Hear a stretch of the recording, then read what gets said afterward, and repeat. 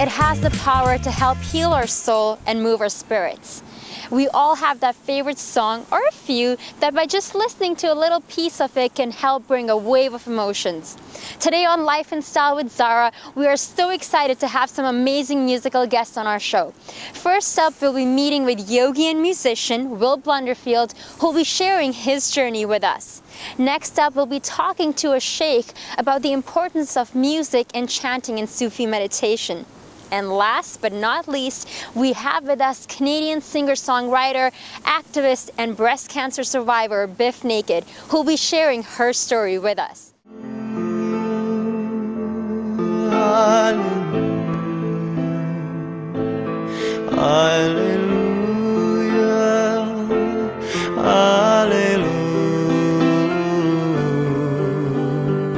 We're at East is East with Yogi, singer-songwriter Will Blunderfield.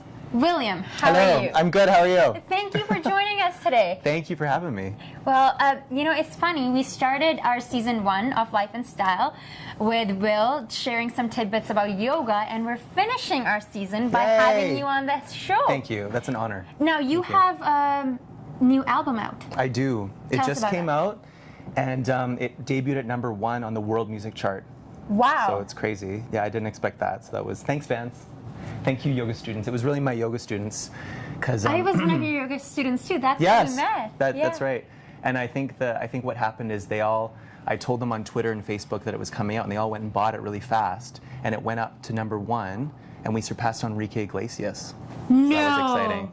Oh Yeah. my God! Did you jump up and down? I think I did. I think I like hit a note higher than I ever hit before. Wow. So what has this journey been like? You know, like a lot of people can feel like, oh, is it an overnight success? Like, is this something that you've been pursuing for a long time? Yeah. I mean, I think that I've worked like for the last 10 years of my life to get to a place where I have a record deal and I get to tour. Wow. And I think that it was like a journey of like the why, the underlying why.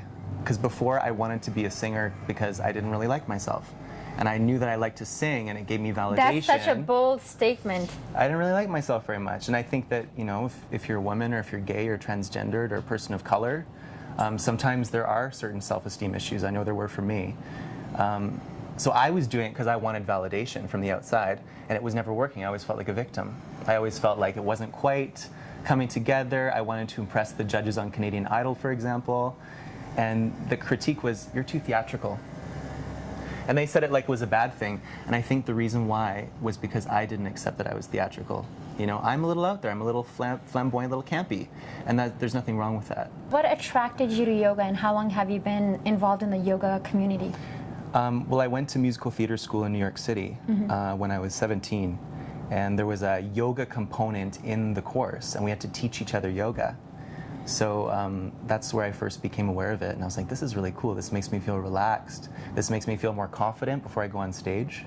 This helps me get grounded in my center and my breath. So I tried the Broadway thing. Yeah. You know, and it's an interesting situation to be in a cattle call audition. Coming from a smaller place like Vancouver, you go to New York and you go from being like a big fish in a little pond to a small fish in a huge pond, and there's like 500 guys who have the same kind of talent, the same kind of look as you, and you're all going for the part of like Fiyero and Wicked, and you make it to the final 2, and then they're like, sorry, you're not, you don't have enough weight on you. You know, it's like little things like that. So. Yoga, I went back to yoga and I was like, wait a sec, there's something really cool about this. I think this is calling to my heart. This is something I want to expand upon. Yeah. And the funny thing is, it led me back into music.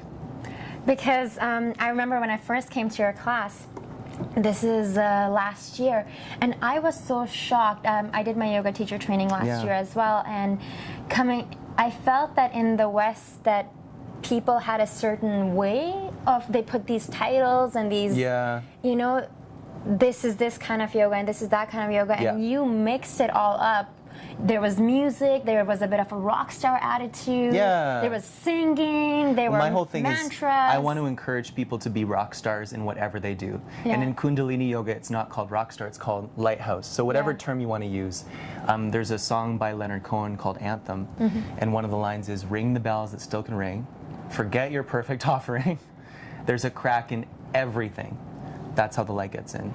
So my whole thing is like embrace your scars, wear your scars as medals, and be the permission slip for other people who are broken or who've been through similar challenges. Be the permission slip for them to shine too. Now, is there somebody that you look up to now? I love Lady Gaga. I think she's really cool. And there's also a yoga teacher from Brooklyn named Sadie Nardini. You should look her up on Google or YouTube.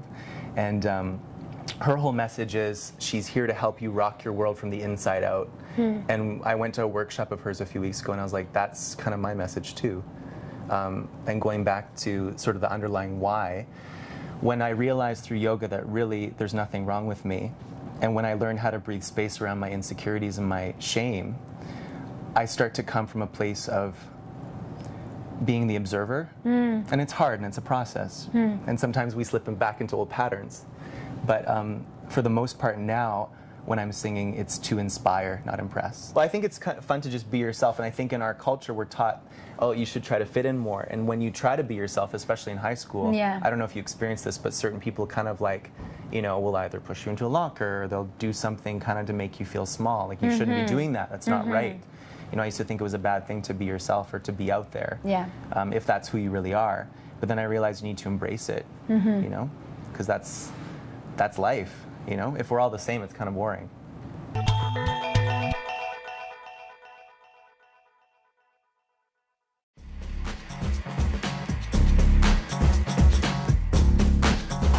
Nicki Minaj, of course. Oh, that's probably Ween when I went to go see them in Toronto, Ween in Toronto in like 95, 94. Well, when Madonna was in Montreal, yeah, I won my ticket in a limbo contest at the Jacob Barbecue. Yeah, it was fun. Yeah, Madonna show was awesome.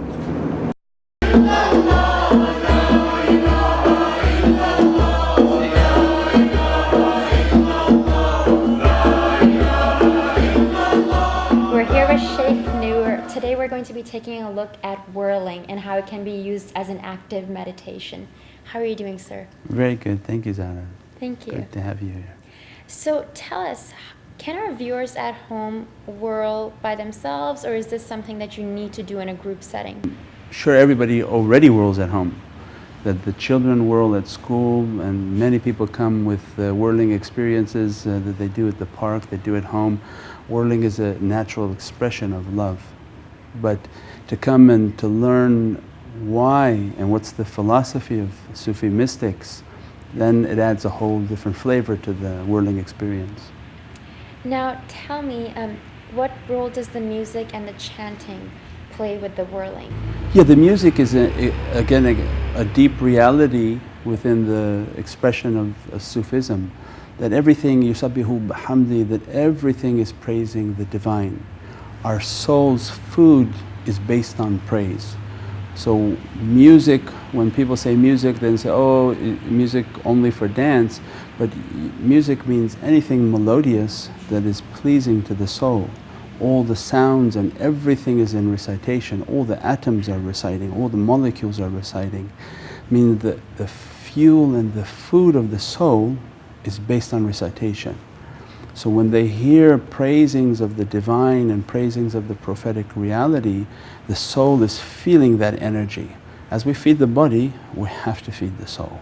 And the soul is hearing this, understanding, and then moving in that ocean of energy.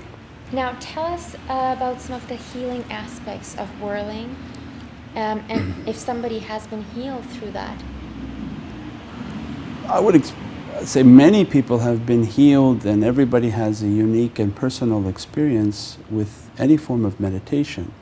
That again, we're like the energized rabbit. What's the rabbit? Energize the bunny. Yeah, like the bunny. That when the battery runs out, comes the dis-ease, the sickness. That there's not enough charge for us to continue in our sort of material pursuit or worldly expression in this life. So when we don't check in and we don't meditate and don't get the energy we need, all sorts of discomforts and disease and difficulties begin to come onto the physicality. So any form of meditation where you contemplate to find your creator and find that light within the heart and bring that energy, bring that healing back, it begins to heal from within. So medical healing is great, it's one form. They heal from the outside, from what they see. They see something wrong, they heal it with the medicine.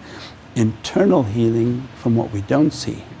So then we bring in that energy from the divine presence, meditate on that energy, bring that energy in and begin the healing process.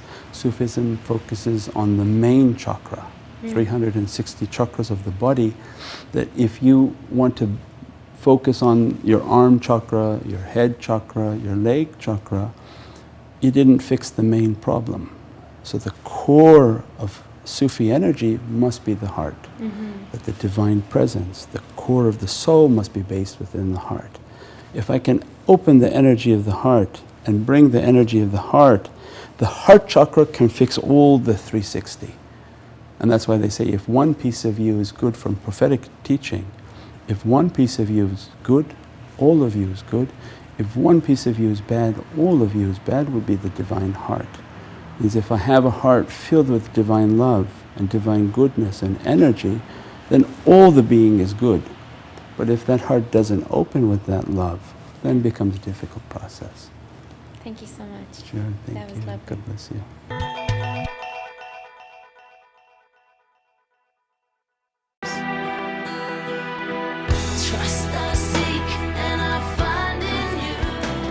I am so super excited to have our next guest on the show. She was born in India. She grew up playing in punk rock bands. She's played with everyone from Snoop Dogg to Foo Fighters to Billy Idol. And we have with us activist, punk rock singer-songwriter Bif Naked. How are you? Good. Thank you for having me on your show. Thank you for coming. I'm excited to see you. Thank you You so always so much. like stylish. I just look at you and go, oh, you're so Park Avenue. You're so like international. This you're is so a $10 dress. Oh, looks amazing, of course. There's Park Avenue for you. I know, it looks amazing. You always look put together. Thank you, you're so kind. I love all of these tattoos. Now, I was reading somewhere you have over 40 tattoos. Probably more now. Probably more now. I've been working on, and unfortunately it's not, I can't unveil it here, but I've been working on a back piece for the last year. A lot of people, after they go through breast cancer or something that they feel is monumental, they want to commemorate it with a tattoo, especially if they already have tattoos. And most of the girls that I know that I went through breast cancer with have a pink ribbon. Everybody's got pink ribbon. I already had Survivor for many years ago. And you have a pink lotus here as well. Yes, and I already had those things, so it wouldn't have, putting Survivor, and plus I don't have that patient status officially yet anyway. It just wouldn't have had that much meaning to me as a word. So I was really into Russian prison tattoos. I don't know why, but I was really into the symbolism of them and how everything meant something different. Like a knife meant, you know, that you're this type of bank robber and not that type. And, you know, the buildings and the architecture in Russia were utilized, you know, the points, each point meant a decade in prison or whatever their code was. And so I liked that idea. And so the points of the Taj Mahal were what I wanted to use. So I got the Taj Mahal across my back, and then a bunch of black lotuses and all this other stuff around it. It's still a work in progress. That sounds gorgeous. So that's how my tattoo number has gone a little higher. Now, I was doing a little bit of research in terms of, you know, you were born in India and then you were adopted. Now, what was that like for you? And did you ever meet your birth parents? Yes, I did. And how was that like? Well, you know, it's funny. As an adopted kid, I've always known I was adopted. My older sister was adopted, which was obvious in my family because my parents were white American Methodist missionaries. And then my older sister, Shireen, is brown, and I was white. And we were both adopted from India, 1 year apart. You know, very fortunate, to say the least. It's just been such a fantastic upbringing that I had. What did it feel like for you when you were first diagnosed? Well, I can't help joking. I like making jokes a lot, and I always say, I was like, yes! finally, you know, I get a vacation. Oh my God, I've been on tour for 20 years. They're killing me. But the truth of the matter is, even as a vegan, straight edge, I was raw food at the time. You know, probably borderline anorexic, let's be honest. But very, very healthy. Never had any problems. But if you're predisposed to getting breast cancer, you're just gonna get it. End of story. But for someone like me, I mean, all you can do is look at it and say, well, obviously it was in your gene pool, which I, as an adopted kid, don't know. My birth mom was also adopted. She has no idea about her heritage or genealogy. So, you know, it just kind of, it seems likely that it would have been not preventable for me. And it's now you're hard all to healthy. say. Hopefully, I've got 2 more years on in treatment or on medication, and then they basically kick you out. If you go 5 years without getting a recurrence, then they will tell you that you're healthy. You look great. So thank you. I feel great. It's all spackle. I don't really. Breast cancer was very interesting for me. I'm really happy that I went through it because I learned a lot just about other people. I would never have had that opportunity. I just would have been stuck in a tour bus, you know, or doing a martial arts TV show the rest of my life. Like never having an opportunity to be myself, to meet real people, to spend time at home with my dogs. I always worked. Now, through that process, what do you think helped you the most, or were you... Working with other patients. Like, I don't know any other way to do anything except busy myself. I made a record when I was in chemo, and I worked. I went on tour right after my overactomy surgery, and I worked with other patients while I was in treatment. And that was an accident. That wasn't something I deliberately did. I just didn't want to not be around them. I just felt better. I could identify, and it seemed to me that nobody talked about anything they were going through. Their families didn't talk. You know, everyone had eyes downcast in the waiting rooms. Everyone was just quiet. No one talked. Nobody was laughing. There's nothing. It was just not normal. To me, it was like a funeral all the time. And I just thought that's because people are fear-based. Yeah. It's fear-based, always. And so I just thought, you know, God gave me the ability to not shut up, basically, you know? So I thought, yeah, I'm put here to be a chatterbox, so that's what I'm going to do. And that's kind of just, I just And you're started still involved a lot chattering. in giving back, and you're an activist and now a motivational speaker as well. For... I hope so. I like talking to healthcare professionals a lot, just because I just feel like I can contribute in some way, and give them some insight into what I've learned talking to people and sharing with different patients and their families. I think that there's a lot of areas in that the oncology field, in the health field, as public health particularly, that they might be able to utilize some insight. I don't think that I have a professional opinion or suggestions. I just know what I've experienced. So this is a mantra, Loka Samasta Sukhino Bhavantu. And it means, may all beings be happy and free, and may my thoughts, words, and actions in some way contribute to their happiness. It's nice, eh? Loka Samasta Sukhino Bhavantu. Loka Samasta Sukhino Bhavantu. Loka Samasta Sukhino Bhavantu.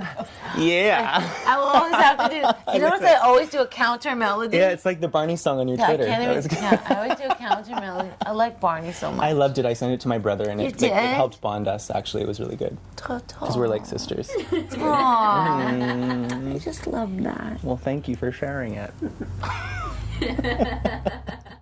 Thank you everyone for tuning into Life in Style with Zara. It has been an amazing pleasure and a crazy ride as we've brought this show to you. We've had some amazing guests from Lama Marut to dancers, musicians, martial artists on our show. So thank you for watching. I would also like to take this moment to thank our amazing crew, a dedicated group of individuals who volunteered their time all through this year to help bring the show to you. From our sound people, our director, our cameraman, our editors, thank you so much. Make sure to tune in next season into Life in Style with Zara, and I look forward to connecting with you. In the meanwhile, make sure to find us on Facebook as well as Twitter. I'm your host, Zara Durrani, and I'll catch you next time. No.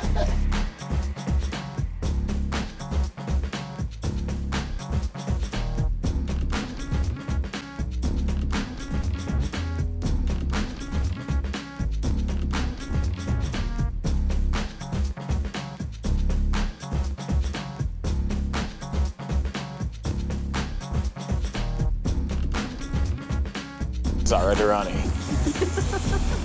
You don't look a thing like Zara Durrani. Good evening. Zara's away today.